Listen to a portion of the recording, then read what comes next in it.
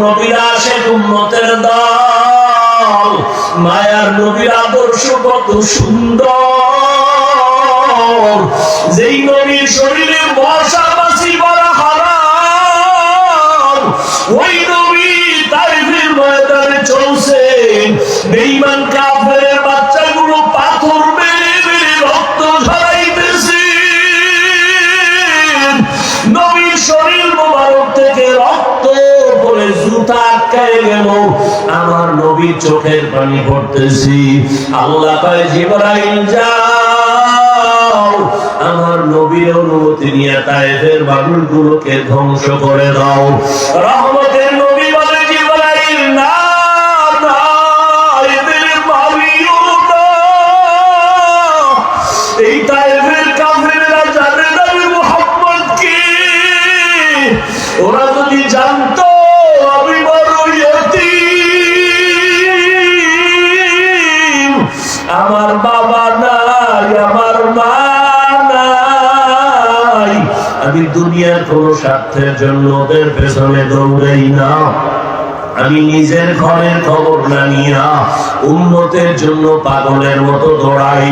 ও উম্মতের দল, আম্মা জান আয়েশা রাদিয়াল্লাহু তাআলা আনহা কান্না জিজ্ঞাসা করেন, নবীজি একদিন তার হুজরায় বসে কান্না করতেছেন।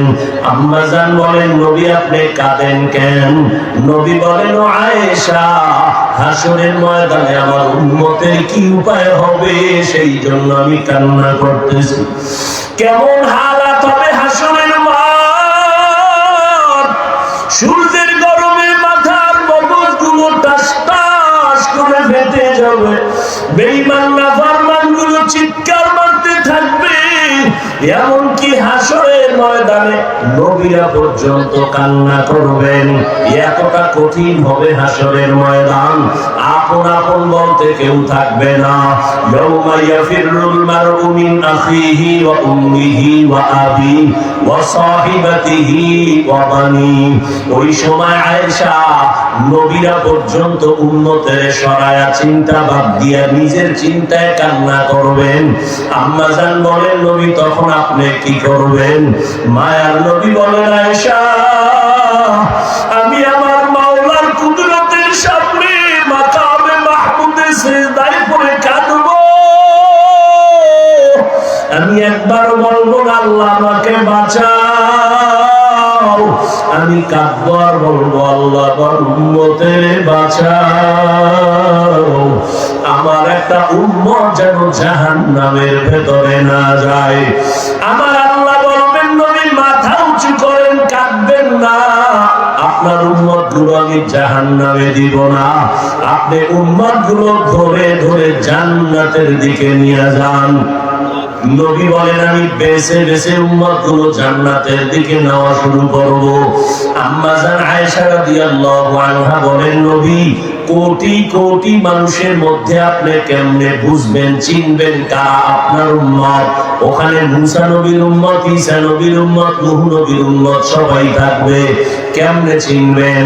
মায়ার নবী বলেন, আয়েশা, আমার উম্মত যারা ওযু বানাইয়া পাঁচ বেলার নামাজ পড়বে, কিয়ামতের দিন তাদের ওযুর অংশগুলো নূরের আলোতে চমকাইতে থাকবে। আমি উম্মত গুলো ধরে ধরে দেখে দেখে জান্নাতের পথে নিয়ে যাব। ও আল্লাহর বান্দারা, কয়দিন আর দুনিয়ায় বাঁচবা? এমন একটা দিন নাই যে যুবকের মরণের খবর নাই। আজকে খবর পাইলাম এই সিলেট রোডে নরসিংদী এলাকার ভেতরে একটা মাইক্রোবাস অ্যাক্সিডেন্ট হয়ে গেছে। ইটালি থেকে দুইজন আসছে, তার মা মারা গেছে দেখার জন্য। মাকে দেখতে গিয়া তারা দুইজন লাশ হইয়া গেল। আজকে তুমি সুস্থ আছো, বেঁচে আছো, কালকে তোমার লাশ হইতে হবে তোমার জানা নাই রে বাবা। এখন থেকে তৈরি হয়ে যাও। ব্যবসা করো বাধা নাই, চাকরি করো বাধা নাই, লেখাপড়া করো বাধা নাই। আমার মায়ার নবীর আর কাতাইও না রে যুবক। আমার নবীর সুন্নতের মালা গলায় লাগাও।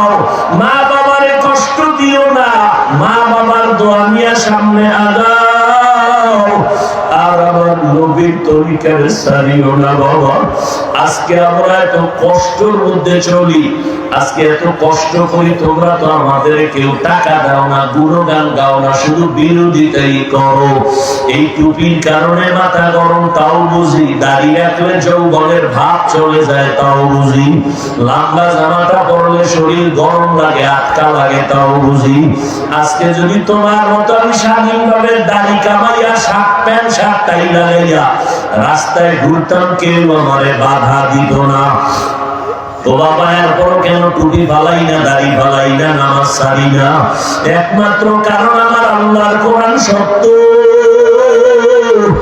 গুনাহ নিয়ে কবরে গেলে জাহান্নামের আগুন, হাসরের ময়দানে কেমনে আমার মালিকের দরবারে দাঁড়াবো? জান্নাতের টিকিট পাইয়া আবু বকর সারা রাত কাঁদে, আল্লাহ কি উপায় হবে আমার? ওমরে ফারুক কান্না করেন, কি উপায় হবে আমার? তারা যদি কান্না করতে পারেন জান্নাতের সুসংবাদ পাইয়া, আপনার আমার কি পরিমাণ কান্না করা দরকার? কপালটা এতই যে পোড়া, নিজেও কাঁদে না, অন্য কান্না করলে পছন্দ করে না।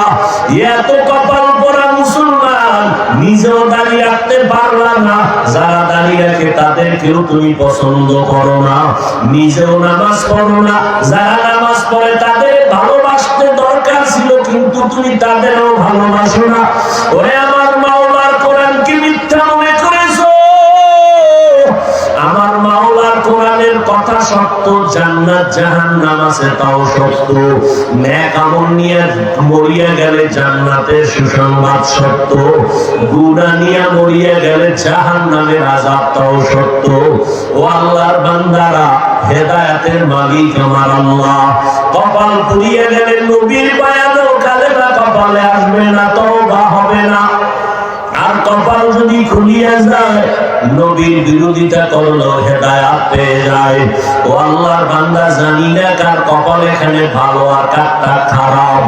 অনেক আল্লাহর বান্দা এখানে আছেন, হয়তো চোখের পানি চাইয়া তওবা করবে, আল্লাহ জীবনে তো কম নামাজ ছাড়ি নাই, জীবনে দাড়ি তো কম কাটি নাই, গুনাহ করতে করতে আমার জীবন শেষ, আজকে থেকে তওবা করে নিলাম, আর দাড়ি কাটবো না, নামাজ ছাড়বো না, মা বাবারে কষ্ট দিব না। উলামায়ে কেরামের পরামর্শ নিয়ে নবীর তরিকা মানিয়ে চলবো। আল্লাহর কাছে এমন ভাবে চোখের পানি ছেড়ে তওবা করে বিদায় নিবে। আর একদল আল্লাহর বান্দা এখানে আছে, যারা হাজার বয়ান শোনার পর এখান থেকে বিদায় হবে, তওবা নসিব হবে না, মোনাজাতেও কান্নার সুযোগ পাবে না। ও আল্লাহর বান্দারা, আল্লাহর কাছে তওবা করে নাও। জীবনে তো কম আরাম করলা না, তোমার অন্তরেও তো দুনিয়ার আকর্ষণ আছে, আমার অন্তরেও আছে। আজকে তুমি পার্কে দৌড়াও, কত আড্ডা দাও, বান্ধবী নিয়ে দৌড়াও, কত গুনার মজা করো, আমরা তো ওই লাইনটা জানার পরও করার চেষ্টা করি না, বরং তারপর কত গুনাহ হইয়া গেল, এই জন্যই পাও ধরি আল্লাহর কাছে কান্না করি। ও যুবক বাবা, তোমাদেরকেও পায়ে ধরে বলি, ও পর্দার আড়ালের আম্মা জানেরা বোনেরা, আল্লাহর কাছে তওবা করে নেন। জীবনে নামাজ ছাড়বেন না, সন্তানগুলোকে আদর্শওয়ালা বানাবেন। ও বৃদ্ধ বাবাজিরা, আপনার মতো বুড়া মানুষ মসজিদে গিয়া নামাজ পড়ে, আপনি কেন পারেন? লা ইলাহা ইল্লাল্লাহ, লা ইলাহা ইল্লাল্লাহ, লা ইলাহা ইল্লাল্লাহ, লা ইলাহা ইল্লাল্লাহ, লা ইলাহা ইল্লাল্লাহ, লা ইলাহা ইল্লাল্লাহ, লা ইলাহা ইল্লাল্লাহ, লা ইলাহা ইল্লাল্লাহ, লা ইলাহা ইল্লাল্লাহ, লা ইলাহা ইল্লাল্লাহ, লা ইলাহা ইল্লাল্লাহ, লা ইলাহা ইল্লাল্লাহ মুহাম্মাদুর রাসূলুল্লাহ।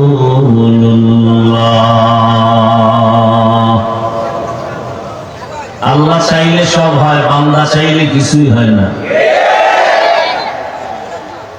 যাদের ঈমান দুর্বল, চিটার মতো তারা ভেঙে গেছে।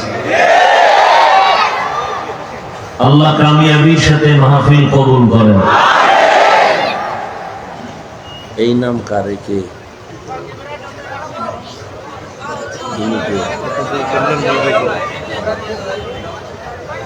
মহদিয়ে মাহফিলে উপস্থিত মুহতারাম সম্মানিত সভাপতি, প্রধান অতিথি, বিশেষ অতিথি বৃন্দ, হযরত উলামায়ে কেরাম, উপশহরের এলাকার বিভিন্ন স্থান থেকে আগত আল্লাহ পাকের আশিকিন, জাকিরিন, শাকিরিন, মুহিব্বিন, মুরব্বিয়ান আযম, কলিজার টুকরা আমার সমবয়সী যুবক বন্ধুগণ, স্নেহের ছোট ভাই, পর্দার আড়ালে মাইকের আওয়াজ শ্রবণতা সম্মানিত মা ও বোনেরা, সংক্ষেপ কথা, আল্লাহ পাকের শুকর যে আল্লাহ পাক আমাদেরকে হাজারো লাখো মানুষের মধ্য থেকে বাছাই করে সুন্দর পৃথিবীর শ্রেষ্ঠ মজলিস, বেহেশতের বাগান, গুনাহ মাফের মজলিস, উলামায়ে আহলে হকের মজলিসে কবুল করেছেন, বসার আশার তৌফিক দান করেছেন। দিল থেকে মহব্বত করে আল্লাহর নিয়ামতের শুকর আদায়ার্থে সবাই পড়ি আলহামদুলিল্লাহ।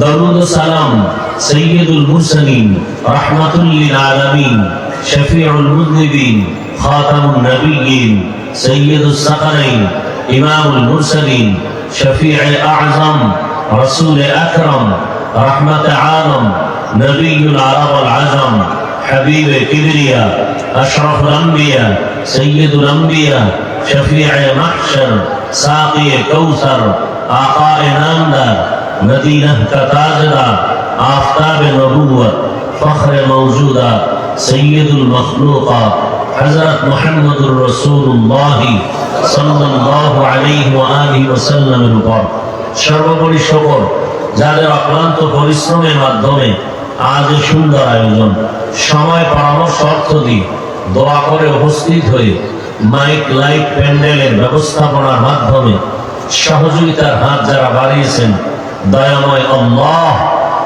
এদের খেদমতের বরকতে দুনিয়াতে শান্তি, পরকালে চির মুক্তির ব্যবস্থা করে দিন।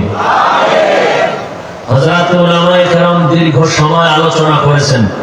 সংক্ষিপ্ত আলোচনার জন্য আমি কোরআনে হাকীমের এক আয়াতে কারিমা তিলাওয়াত করেছি, নবীজির হাদিস থেকে একটি হাদিস পড়েছি। ইখলাস ও রুহানিয়াতের সমন্বয়, সহি নিয়তে, সহি তরিকায়, সহি কিছু কথা বলার মতো, শুনবার মতো আমাকে আপনাদের প্রত্যেককেই আল্লাহ তৌফিক দান করেন। নবীজির মহব্বতে এ মজলিস কবুল করেন। আল্লাহ বলেন, ওয়ামা আরসালনাকা ইল্লা রাহমাতাল লিল আলামিন। হে রাসূল করিম সাল্লাল্লাহু আলাইহি ওয়া আলিহি ওয়াসাল্লাম, আমি আপনাকে পৃথিবীতে প্রেরণ করি নাই, হ্যাঁ করেছি জগৎ সমূহের জন্য রাহমত হিসেবে। নবীজি বলেন, কুল্লু উম্মতি ইয়াদখুলুনাল জান্নাতা ইল্লা মান আবা। পৃথিবীর সমস্ত উম্মত জান্নাতে যাবে, যারা আমি মুহাম্মদকে মানে না, অস্বীকার করে, তারা জান্নাতে যাবে না। কিলা মান আবা। সাহাবায়ে কেরাম প্রশ্ন করলেন, ইয়া রাসূলুল্লাহ, কারা আপনাকে মানে না? ক্বালা মান আতাআনি দাখালাল জান্নাহ ওয়া মান আসানি ফাকাদ আবা। নবীজি বললেন, যারা আমার ইতাআত করেন, ইত্তেবা করেন, আনুগত্য অনুসরণ করবে, তারা জান্নাতে যাবে। যারা আমার বিরোধিতা করবে, তারা জাহান্নামে যাবে। হাদিস থেকে একটু কথা আমরা 2-4 মিনিটে খেয়াল করি। 1500 বছর আগে রাসূল স্পষ্ট করে বলে গেছেন, পৃথিবীতে কে নবী মানে, কে রাসূল মানে না। নতুন করে কোন মুফতি সাহেবের ফতোয়া নেওয়ার প্রয়োজন নেই। পৃথিবীর শ্রেষ্ঠ মুফতি আমার নবী, পৃথিবীর শ্রেষ্ঠ মুফাসসির আমার নবী, পৃথিবীর শ্রেষ্ঠ মুহাদ্দিস আমার নবী, পৃথিবীর শ্রেষ্ঠ দার্শনিক আমার নবী, পৃথিবীর শ্রেষ্ঠ বৈজ্ঞানিক আমার নবী। নবী স্পষ্ট করে বলে গেছেন সব উম্মত জান্নাতে যাবে, তবে আমাকে যারা মানে না, অস্বীকার করে, তারা যাবে না। সাহাবায়ে কেরাম প্রশ্ন করলেন, ইয়া রাসূলুল্লাহ, আপনাকে মানে না কারা? নবী বললেন, যারা আমার আনুগত্য অনুসরণ করে তারা জান্নাতে যাবে। তার মানে তারা নবীকে, কথা বলেন, মানে। বিপরীত কথাটা কি দাঁড়ায়? যারা নবীর আনুগত্য করে, অনুসরণ করে, তারা জান্নাতে যাবে, তারা নবীকে মানে। বিপরীত কথা কি দাঁড়ায়? যারা নবীর অনুসরণ আনুগত্য করে না, তারা নবী মানে না। কিন্তু নবী কথাটা এভাবে বলেননি। নবী কি বলেছেন? যারা আমার আনুগত্য আর অনুসরণ করবে তারা আমাকে মানে বলে জান্নাতে যাবে, যারা আমার আনুগত্য বা অনুসরণ করে না তারা জান্নাতে যাবে না। কথাটা এমন বলেন নাই। নবী বলেছেন যারা আমার বিরোধিতা করে তারা জাহান্নামে যাবে। কি বুঝলাম একটু খেয়াল করেন। যারা নবীর আনুগত্য বা অনুসরণ করে না তারা দুই দল। তারা কয় দল? এক দল আগ্রহী আর এক দল বিদ্রোহী। এক দল আর এক দল বিদ্রোহী। স্পষ্ট উদাহরণ দিয়ে বলি, কথার কথা বুঝে নেন, ধরে নেন। ডান দিক থেকে আমি এক যুবককে প্রশ্ন করলাম, এই যুবক, তোমার মাথায় মদিনার আদর্শের টুপি নাই কেন? যুবক বিনয়ের সাথে বললেন, হুজুর, টুপি তো রসুলের আদর্শ, মাথায় দেওয়া দরকার, চেষ্টা করি, পারি না, দোয়া করবেন। কি বুঝলেন? বিদ্রোহী না আগ্রহী? যদিও নবীর অনুসরণে টুপি পরে না, কিন্তু ভেতরে কি আছে? বাম পাশের এক যুবককে ধরে নেন, প্রশ্ন করলাম, এই যুবক, নবীর আদর্শের টুপি পরো না কেন? আমার কথাটা শেষ না হতেই সে জবাব দিল, টুপি না পরলে অসুবিধা কি? টুপির মধ্যেই কি ইসলাম? আগ্রহী না বিদ্রোহী? বিদ্রোহী আর এক নাম বেয়াদব, বিদ্রোহী আর এক নাম গাধা। খুব খেয়াল করবেন। একজনে নামাজ পড়ে না, আর একজন নামাজ পছন্দ করে না। যে নামাজ পড়ে না সে আগ্রহী, যে পছন্দ করে না সে বিদ্রোহী, বেয়াদব। একজন মুমিন আর একজন বেঈমান। আগ্রহীকে গালি দেওয়া যাবে না, বিদ্রোহীকে ছাড় দেওয়া যাবে না, সুযোগ পেলেই জুতার বাড়ি। যুবক, রসুলের আদর্শের পোশাক পরো না কেন? আগ্রহী বলে, হুজুর দরকার, পারি না, চেষ্টা করবো, দোয়া চাই। বিদ্রোহী বলে, পোশাক না পরলে অসুবিধা কি? পোশাকের মধ্যে ইসলাম। এটা বিদ্রোহী, বেয়াদব। আগ্রহীকে গালি দেওয়া যাবে না, বিদ্রোহীকে ছাড় দেওয়া যাবে না। আল্লাহর রাসূল এজন্যই কথাটা ঘুরায় বলছেন। নবী কথা বলেন না যারা আমার আনুগত্য অনুসরণ করে না তারা জাহান্নামী, এটা বলেন নাই। নবী বলছেন যারা বিরোধিতা করে। একজনে টুপি পরে না কিন্তু বিরোধিতা করে না, সে চেষ্টা করে পড়া, আর একজন বিরোধিতা করে। দোনো দল এখানে আছে না নাই? মানে টুপি না পরার অসুবিধা কি? টুপির মধ্যে কি ইসলাম? দাড়ির মধ্যে কি ইসলাম? পোশাকের মধ্যে কি ইসলাম? যেটা প্রশ্ন করবো বিদ্রোহী বলবে এটার মধ্যে কি ইসলাম? পর্দার ভেতরে কি ইসলাম?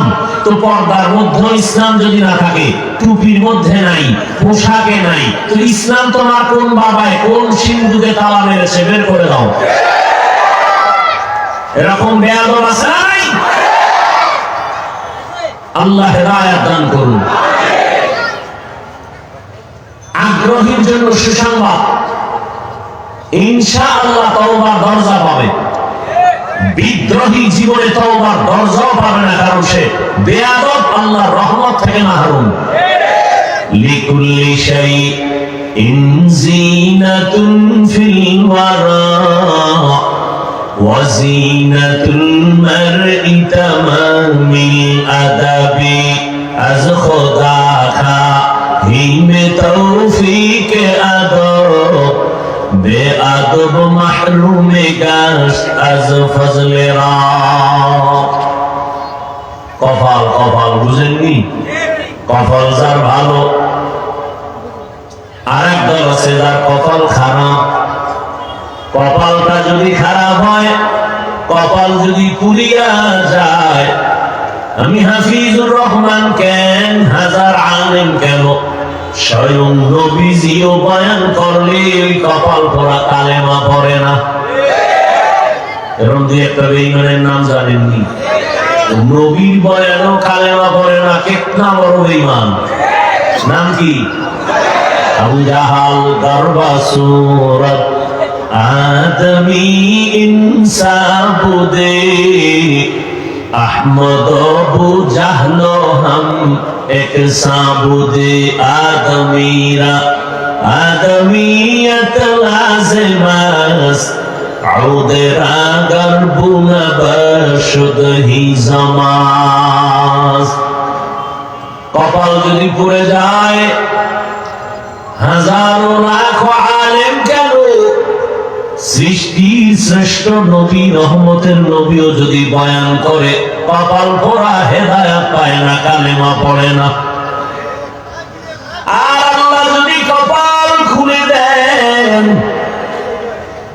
তাহলে নবীকে জবাই করতে আসিয়াও কালেমা পড়ে দেয়। নাম কি? কপালের ব্যাপার। কপাল পড়লে নবীর বয়ানও কালেমা পড়বে না, আঙ্গ বয়ানের তো দেরি নেই। আর কপাল যদি খুলে যায়, নবীর জবাই করতে সেও কালেমা পড়ে। এর নাম হেদায়াত। বয়ান তো আপনারা জানেন, এখানে যারা আছেন সব আপনারা মুসলমান, আমিও মুসলমান। আপনি যে আল্লাহ মানেন, আমিও সে আল্লাহ মানি। আপনার আমার আল্লাহ দুই না এক? আপনার নবী আমার নবী এক, আপনার আমার কোরআন এক, কাবা এক, ধর্ম এক, কালেমা এক। দুনিয়াতে আসছি তাও এক। বিদায় বেলা কাফন হবে তিনটা, সংখ্যাও এক, কালার হবে আলাদা। কি কালার? সবার কাফনের কালার। কে ধনী, কে গরিব, কে তাবলীগওয়ালা, কে তাবলীগের বিরোধী, কে সিলেটি, কে ঢাকাইয়া, কোনো পরিচয় নাই। কে ধনী, কে গরিব, কে ডাক্তার, কে রোগী, কে ইমাম, কে মুক্তাদি।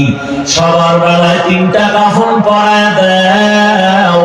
আমি বক্তার সম্মানে একটা কাফন কেউ বাড়াইয়াও দিবে না। আবার রিক্সা ড্রাইভার গরিব হওয়ার কারণে একটা কাফন কেউ কমাইয়াও দিবে না। কাফনের উপরে লেখা থাকবে না এটা মালিকের লাশ আর একটা গোলামের লাশ, লেখা থাকবে। সব একাকার হয়ে যাবে। আপনারাও আল্লাহর গোলাম, আপনার আমার আল্লাহ এক, নবী এক, কোরআন এক, হাদিস এক, কাবা এক, ধর্ম এক, কালেমা এক।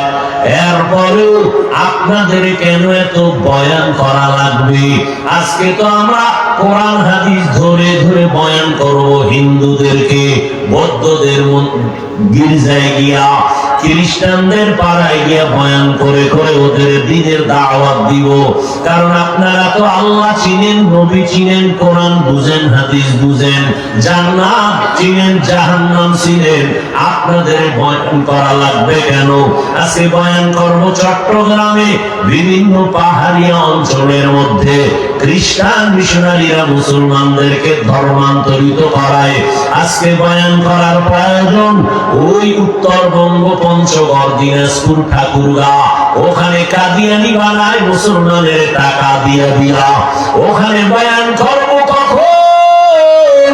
12টা মাস আলেম ওলামারা সবাই নিজের ঘরের চিন্তা বাদ দিয়া মুসলমান আপনাদের পেছনে 12টা মাস দৌড়াইতেছে, তাবলীগওয়ালা দৌড়ায়, পীর সাহেবরা খেদমত করে, আমরা উলামায়ে কেরাম দৌড়াই। রাত নাই, দিন নাই, ফজর নাই, জোহর নাই, খানা নাই, টাইম মতো ঘুম নাই। এরপরেও এখানে এত মুসলমান, এত বয়ান, এত বয়ান, সব আপনারা বয়ান কিন্তু জানেন মিথ্যা বলা হারাম, গালি দেওয়া হারাম, গীবত করা হারাম, অন্যের হক নষ্ট করা হারাম, এগুলো সব আপনারা জানেন। নামাজ পড়া ফরজ, পর্দা করা ফরজ, মা বাবার খেদমত করা ফরজ, সব আপনারা জানেন। আমগো কেন বয়ান দেওয়া লাগবে? এরপরও কপাল বড় খারাপ। ওই একটু আগে বলছি, কপাল যদি পুড়ে যায়, হাজারো আলেমের বয়ানে কাজ হয় না। এত আশেক আপনারা বসে আছেন এই প্যান্ডেলের মধ্যে, এমনও আশেকের রাসূল আছে আজকে ফজর পড়েন নাই, জোহর পড়েন নাই, আসর পড়েন নাই, মাগরিব পড়েন নাই, এশাও পড়েন নাই, ফজর পড়বেন কিনা জানা নাই। দুনিয়াতে আল্লাহর হক আর বান্দার হক বর্তমান মানুষ আদায় করুক আর না করুক, গজবের মোবাইলের হক আদায় করতে গিয়ে রাতের ঘুম নাই। जिंदगी में बंदगी तू कर नहीं, जिंदगी में बंदगी तू कर नहीं, जिंदगी में बंदगी शर्मिंदा है, जिंदगी में बंदगी शर्मिंदा है। दुनिया में हो दुनिया का तलबगार ना हो,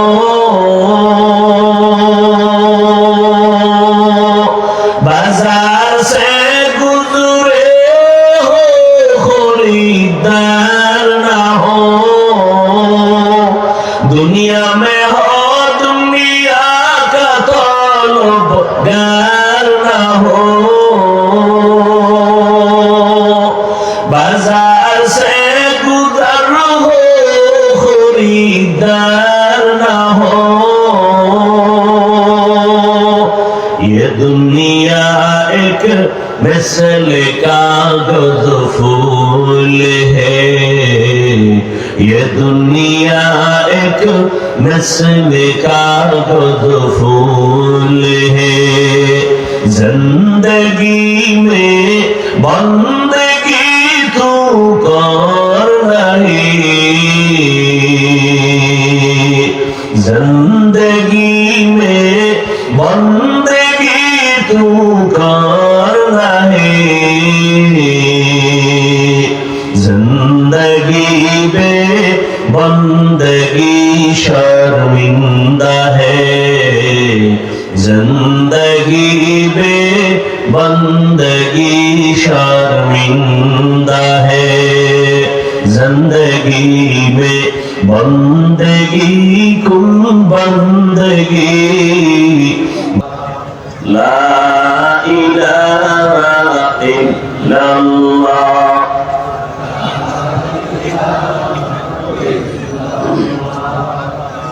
ला इलाहा इल्लल्लाह,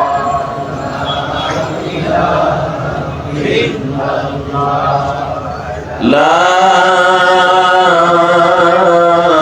इलाहा इल्लल्लाह, मुहम्मदुर रसूलुल्लाह।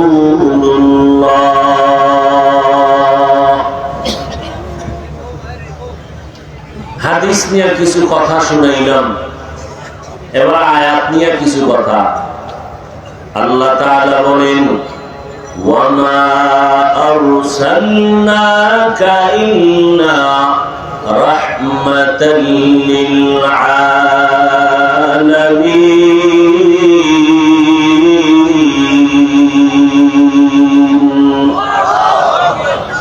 হে নবী, আমি দুনিয়াতে আপনাকে প্রেরণ করি নাই হ্যাঁ, আপনাকে আমি দুনিয়াতে পাঠাইছি জগৎ সমূহের রহমত হিসেবে। আল্লাহ ডাইরেক্ট বললেই তো পারেন আপনাকে পাঠাই নাই, এরপরে আবার হ্যাঁ পাঠাইছি। ঘুরাইয়া বললেন কেন? ফি'লুল হাকিম লা ইয়াখলু আনিল হিকমা। হাকিমের কোন কাজ, জ্ঞানীদের কোন কাজ জ্ঞান থেকে খালি না, হিকমত থেকে খালি না। আল্লাহ তাআলা দুনিয়ার সমস্ত মানুষকে বুঝাইলেন, এই দুনিয়ার মানুষ, আমি আমার নবীকে যে রহমত করে পাঠাইলাম এর মধ্যে কোনো খুঁত নাই, ছিদ্র নাই, পুরাটাই নবীর রহমত, পুরা জিন্দেগিটাই নবীর রহমত।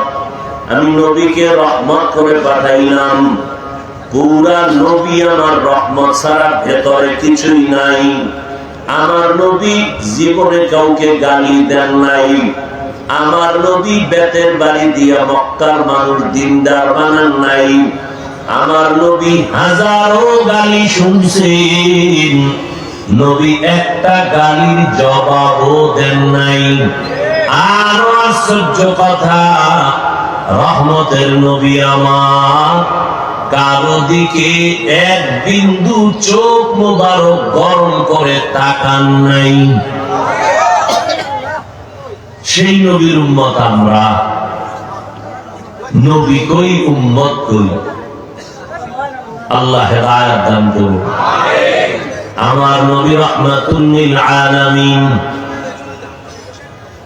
কেউ তরজমা করেন উভয় জগতের জন্য রহমত, আমি তরজমা করেছি জগৎ সমূহের জন্য রহমত। উভয় জগৎ মানে দুনিয়ার জগৎ, পরকাল জগৎ না। এই দুই জগৎ না, আরো জগৎ আছে। রূহের একটা জগৎ আলাদা, মায়ের গর্ভের জগৎ আলাদা, দুনিয়ার জগৎ একটা আলাদা, আলমে বারজাখ কবর জগৎ একটা আলাদা, হাসর জগৎ ভিন্ন এক জগৎ, জান্নাত ও জাহান্নামের জগৎ ভিন্ন আরেক জগৎ। আমার নবী ও সমস্ত জগতের জন্য রহমত। আল্লাহ বলেন, হে নবী, আমি আপনাকে বানাইলাম রাহমাতুল লিল আলামিন, আর আমি আল্লাহ হলাম রব্বুল আলামিন। জগৎ সমূহের জন্য আমি আল্লাহ হলাম রব, আর আপনি নবীকে বানাইলাম রহমত। আমি শুধু দুনিয়ার জগৎ নিয়ে কিছু কথা বলবো। রূহের জগতের জন্য কেমন নবী রহমত, ভিন্ন আলোচনা। মায়ের গর্ভের জগতের জন্য নবী রহমত, ভিন্ন আলোচনা। কবর জগতের জন্য নবী রহমত, ভিন্ন আলোচনা। হাসরের জগতের জন্য নবী রহমত, ভিন্ন আলোচনা। জান্নাত ও জাহান্নামের জগতে নবী রহমত, ভিন্ন আলোচনা। আমি শুধু দুনিয়ার জগতের উপরে কিছু কথা বলি। নবী আমার দুনিয়ার জন্য কেমন রহমত, নবী মানুষের জন্য রহমত। মুমিনদের জন্য নবী যেমন রহমত, বেঈমানদের জন্য নবী রহমত। আমার নবী পুরুষের জন্য যেমন রহমত, তেমন নারীদের জন্য নবী রহমত। আমার নবী মানুষের জন্য যেমন রহমত, আমার নবী জঙ্গলের প্রাণীদের জন্য আলাদা রহমত। আমার নবী সমুদ্রের মাছ প্রাণীদের জন্য ভিন্ন রহমত। আমার নবী গাছের জন্য, মাছের জন্য রহমত। আমার নবী উড়ন্ত পাখির জন্য রহমত। আমার নবী জমিনের জন্য রহমত। আল্লাহ পাক বলেন, ও নবী, আপনার হায়াত কম, অন্য নবীর হায়াত বড়। আপনার উম্মতেরও হায়াত কম, অন্য নবীর উম্মতের হায়াত অনেক বড়। আপনার মনটা বুঝি দুর্বল, এত নেক আপনার উম্মত অল্প টাইমে কেমনে আদায় করবে? জানেন না গো নবী, আমি আপনার যে কত ভালোবাসি। ঈসা নবী আমার বন্ধু, মুসা নবী আমার বন্ধু, ইব্রাহিম নবী আমার বন্ধু, ইসমাঈল নবী আমার বন্ধু, ইউসুফ নবী আমার বন্ধু। সব নবী পয়গম্বর নম্বর আল্লাহর বন্ধু, রহমতের নবী, শেষ নবী আল্লাহর বন্ধু। তবে ব্যবধানটা কি জানো? সব নবী রাসূল আমার আল্লাহ পাকের আশিক, আর আমার আল্লাহ নিজে হলেন মুহাম্মদের আশিক।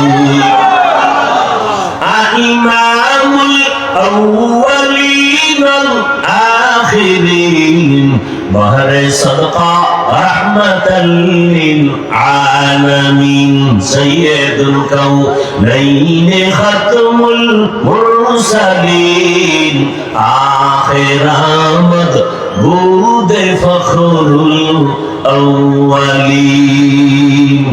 আল্লাহ যদি চায় হয়, বান্দা চাইলে সামান্য একটু বৃষ্টির ফোঁটায় কাঁপতে কাঁপতে দৌড়াইয়া বাইরের দিয়েও দৌড়, ভিতরের দিয়েও দৌড়। এখন খোঁজ নেওয়া দরকার, জোতা কি নিজের দাম নিছে না আরেকজনের দাম নিছে। কপাল, ওই যে বললাম কি কপাল বড় কঠিন, বড় কঠিন। আল্লাহ সব ভাইকে হেদায়েত দান করুন। ও গো নবীর উম্মতেরা,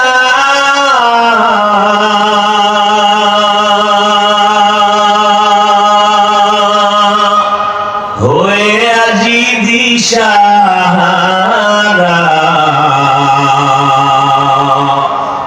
কোরআন হাদিসের চলো যখন যাহা চায় মনে, নবী বিনে কে তারবে উলসিরাত মিজানে, নবী বিনে কে তারবে উলসিরাত মিজানে। নবী আমার জীবন ভরে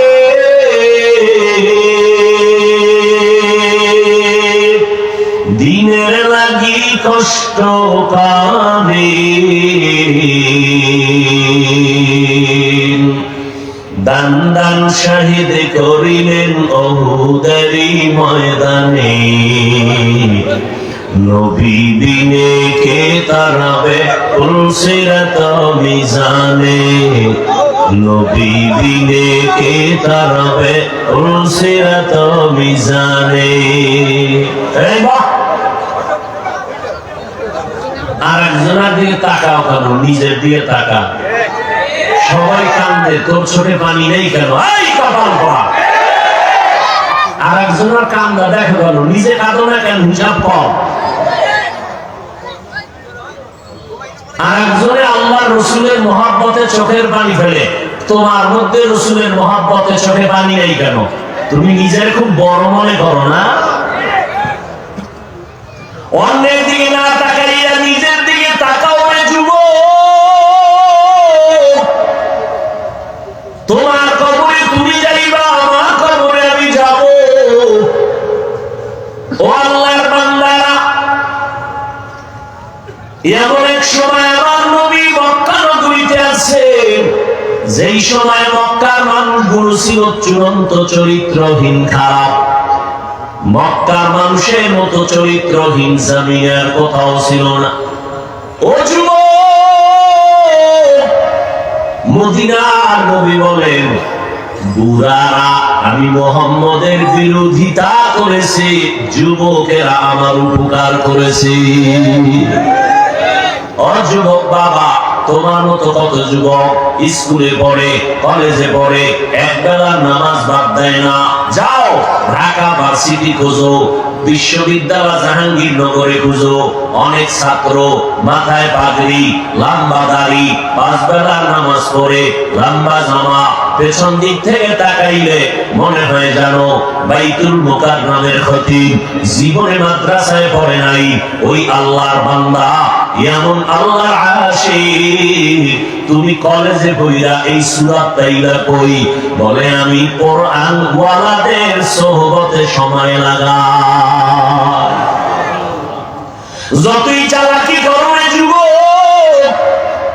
যতই মাস্তানি করো আর বাহাদুরি করো, বেঈমান নমরুদের মতো মাস্তান হতে পারবি না, ফেরাউনের মতো বাহাদুর হতে পারবি না। তোর মাস্তানির কোনো ভ্যালু নাই।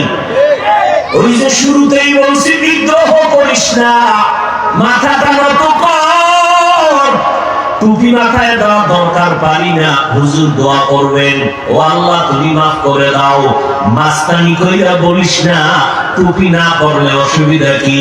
নবী যদি বলিয়া ফেলায় বেঈমান, তোর মতো উম্মত আমি মুহাম্মদের না হইলে অসুবিধা কি? সেদিন টের পাবি কত ধানে কত চাল। মাস্তানির মজা হারে হারে টের পাবি সেদিন।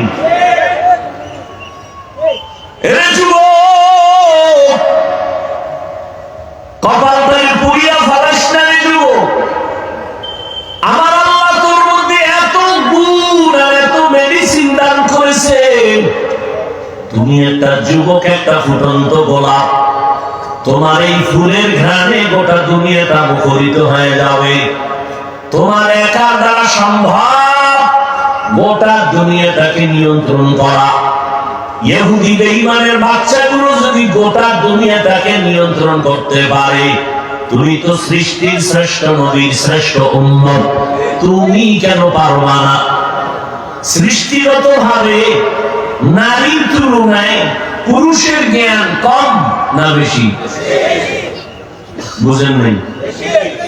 নারী যদি দেশ চালাইতে পারে, তুমি কি কাপুরুষ? তোমার এত দুর্বলতা কেন? আকাশেতে লক্ষ তারা, এক চাঁদের আলো। লক্ষ মানুষ থেকে একজন আল্লাহ ওয়ালা ভালো। তুমি তো মুসলমান, তোমার কিসের অভাব? আল্লাহ চক্ষু দান করছেন। কত মানুষ খানা খায়, রাস্তাঘাটে চলে, ব্যবসা করে, চোখ নাই। কত মানুষের এক হাত আছে আর এক হাত নাই। তোমার সব আছে, লেখাপড়া করতে পারতেছো, শিক্ষকরা যা বলে শুনতেছো, বুঝতেছো, পরীক্ষাও দাও, মোটামুটি ভালো নাম্বার পাও। তুমি পিছনে কেন? দিলটারে বড় বানাও। ডাক্তার হও, আলহামদুলিল্লাহ। ইঞ্জিনিয়ার হও, আলহামদুলিল্লাহ। প্রফেসর হইবা, আলহামদুলিল্লাহ। কোনো পেরেশানি নাই। তবে তোমার সাহস থাকতে হবে অনেক বেশি। আমি সিলেটের শহরের শুধু ডাক্তার না, আমি ডাক্তার যদি হতে চাই আন্তর্জাতিক মানের হব। আমার সম্মান যেন সবার উপরে থাকে। আমি এমন সুনাম নিয়ে অন্ধকার কবরে যাব, আমি মরিয়া গেল যেন জাতি আমার জন্য সম্মানের ইতিহাস রচনা করে। এই যদি চাও তুমি, তোমার দ্বারা সম্ভব গোটা দুনিয়াটাকে নিয়ন্ত্রণ করা। সেই জন্য তোমার দুইটা গুণ লাগবে। এই দুই গুণের একটা গুণ যদি না থাকে, যেখানে যাবা ডাক্তার হবা ঠিক, তাসলিমার মতো জুতার বাড়ি খাবা। প্রফেসর হইলেও কপাল খারাপ। আহমদ শরীফ প্রফেসর ঢাকা কলেজের, জুতার বাড়ি খাইল। কবরের জন্য কপালে কবরও হয় নাই। প্রশান্ত হইলেও কবরও হয় নাই। ঢাকা কলেজের প্রফেসর আহমদ শরীফ, নাস্তিকে আজম, ক্লাসে গিয়ে ছেলে মেয়েদেরকে বলে আমার নাম জানুনি? বলে জানি। কি নাম বলে? বলা যাবে না। আহমদ শরীফ বলে শোন, আমার নাম আহমদ শরীফ। তোরা এতদিন শুনছো কোরআন শরীফ, হাদিস শরীফ, মক্কা শরীফ, মদিনা শরীফ। আজকে থেকে মক্কা শরীফ বাদ, মদিনা শরীফ বাদ। আজকে থেকে হাদিস শরীফ বাদ, কোরআন শরীফ বাদ। আজকে থেকে আমি আহমদ শরীফ তোদের জন্য যথেষ্ট। আল্লাহ হেদায়েত দান করুন। প্রফেসর হ, জুতার বাড়ি খাওয়ার প্রফেসর হইও না। এরে নবীর আশিক উম্মতের দল, ডাক্তার হও, সুনাম অর্জন করো। তুমি ডাক্তার হইলেই যে জাহান্নামে যাবে কথা বলা যাবে না। বহু ডাক্তার আছে 5 বেলার নামাজ পড়ে, রুগী লাইনে দাঁড়ানো, আজান হয়ে গেছে বলে রুগী দেখা বন্ধ, আগে নামাজ। তাহলে ওই ডাক্তারকে তুমি জাহান্নামী বলবা? এরে আল্লাহর বান্দা, এখন সময় আছে, তৈরি হয়ে যাও। রহমতের নবীর আদর্শের মালা গলায় লাগাও। দুইটা পুঁজি লাগবে, ভালো করে লিখে রাখবি, ঘরের দরজায় টানায় রাখবি যুবকেরা। দুই পুঁজি ছাড়া খোদার কসম সম্মানের চেয়ার পাবি না, পাবি না, পাবি না। ডাক্তার যদি হতে চাও দুই পুঁজি অর্জন কর, মানুষ করে মাথায় নিয়ে চলবে, মরার পরে তোর জন্য কলিজা খুলে দোয়া করবে। দুই পুঁজি। কয় পুঁজি? প্রথম পুঁজির নাম হলো সুস্থতা, দ্বিতীয় পুঁজির নাম হলো সুন্দর চরিত্র। চরিত্র ভালো, কিন্তু যেখানেই চাকরি নাও, এক সপ্তাহ ডিউটি নেই, কেউ অসুস্থ, কারে বিদায় কর। অসুস্থ রোগী আমার কলেজে থাকলে আমার প্রতিষ্ঠান বদনাম হয়ে যাবে। অসুস্থ রোগী দিয়ে সরকার চাকরি দিবে না, আমার প্রতিষ্ঠানের বদনাম হবে। এমনকি তুমি বিছানায় পড়ে থাকবা, তোমার আপন যারা তারাও তোমাকে অন্তর দিয়ে ঘৃণা করবে, এত অসুস্থ রোগী ভালো লাগে না। এবার তুমি পিওর সুস্থ, যথেষ্ট পরিমাণ তোমার কোনো রোগই নেই, কিন্তু চরিত্র খারাপ। তুমি যত উঁচু পর্যায়ে হও না কেন, পৃথিবীর একটা মানুষ পাইবা না তোমাকে ভালো জানার মতো। আর এই সুস্থতা আর চরিত্র নষ্ট করতেছো গজবের মোবাইল হাতে নিয়ে। সারাটা রাত দরওয়াজা জানালা বন্ধ করে মোবাইলের দিকে তাকাইয়া কবিরা গুনাহ করেছো। পৃথিবীর কেউ দেখে না, বাবাও জানে না, মাও দেখে না, রুম দরজার জানালায় কি দেখতেছো, কিন্তু মায়ের অন্তরে চুম্বুকে ধরা পড়ছে তুই গুনাহ করো। মা বুঝতেছে তুই গুনাহ করো।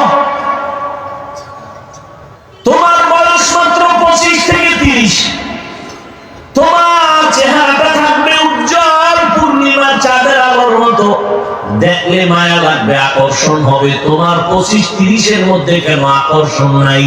তোমার চেহারা কেন উজ্জ্বলতা নাই? দেখলে কেন মায়া লাগে না? একমাত্র গুনার কারণে আমার মাওলা তোমার উপরে ভেজা। তোমার লজ্জা শরম আছে? তুমি আবার দাঁত খুলে হাসো। চরিত্রহীন তুমি। তোমার এই 30 বছরে কি করেছো? আল্লাহ না করুক আজকে যদি মরে যাও, তুমি এমন কি ভালো কাম করছো তোমার মা বাপ তোমার জন্য এটা স্মরণ করে দোয়া করবে? আছে জীবনের কোনো 30 বছরে ভালো কাজ? দুনিয়ার খারাপ কাম করেছো, মনে মনে মাছ কাঁদবে ঠিক, কিন্তু খুশি হবে। একটা বেয়াদব চরিত্রহীনর কারণে অনেক জায়গায় লজ্জা পাই, মরে গেছে, জ্বালা গেছে। তাহলে বুঝো তুমি 30 বছরে কামাই করছো সবার বরদোয়া। এবার তুমি বালিশে মাথা লাগিয়ে চিন্তা করো তুমি মানুষ না অন্য কিছু। তুমি মরে গেলে মনে নিজের অন্তরকে প্রশ্ন করিও, তুমি বললে তোমার ভিতরে ভিতরে মা খুশি, তোমার চরিত্র খারাপ এই কারণে। তুমি মায়ের সাথে বেয়াদবি করেছো এই মোবাইল দিয়ে, মাকে কাঁদাইছো কত রাত, বাবার সাথে বেয়াদবি করেছো, তোমার চরিত্র এত দুর্বল। শিক্ষকের সাথে বেয়াদবি করেছো, আলেমের সাথে বেয়াদবি করেছো। তুমি মরে গেলে সবাই খুশি মনে মনে, তাহলে তোমার 30 বছরের কামাই কি? সবার বরদোয়া। এটা জীবন হলো তোমার।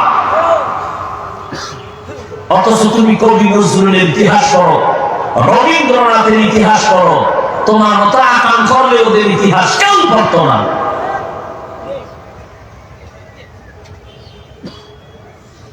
তোমার চিন্তাও তো নাই, কোন চিন্তাই নেই।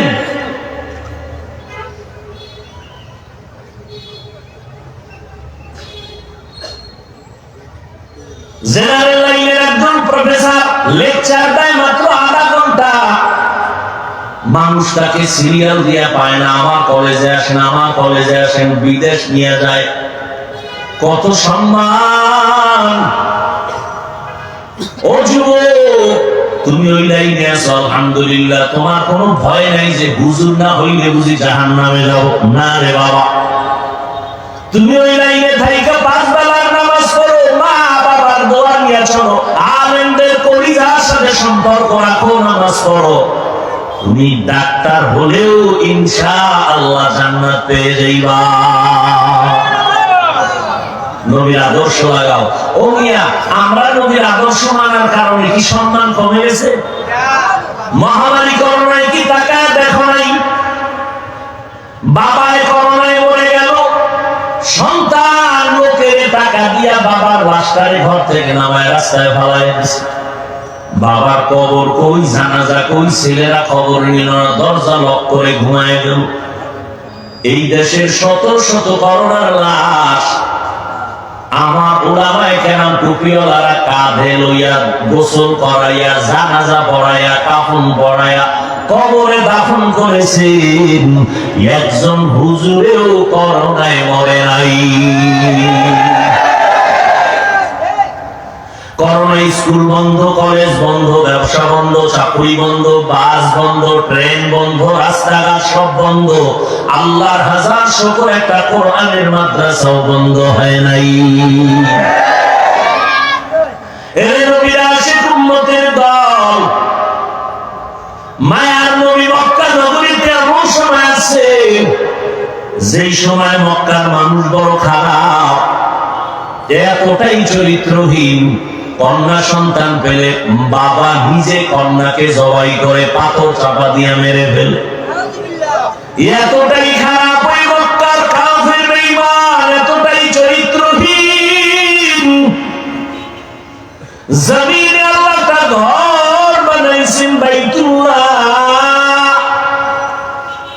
ইন্না আউওয়ালা বাইতিন উযিয়া লিন-নাসি লাল্লাযী বিবাক্কাতা মুবারাকাও ওয়া হুদা, মুবারাকাও ওয়া হুদান লিল-আলামিন।